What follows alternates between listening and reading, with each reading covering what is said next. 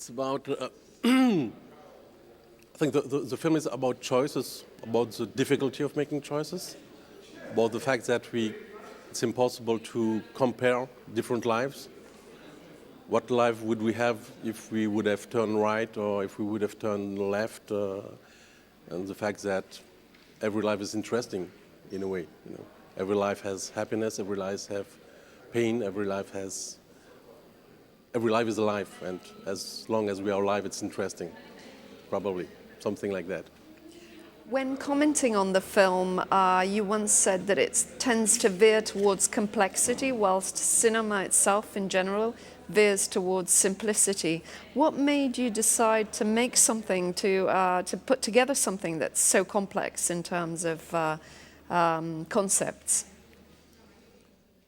Just because I think that by observing or just living my own life, it's complex, you know, and simple. I think only politicians have simple answers to complex questions, and it's a role of a duty of an artist just to say no, it's not so simple, you know. It's just a lie when the answer is simple. The reality is complex. The reality is that we don't understand everything. The reality is that there is no good choice and bad choice. The reality is that there is an interaction of a million things together that gives something, and we are just not aware of everything. We can have the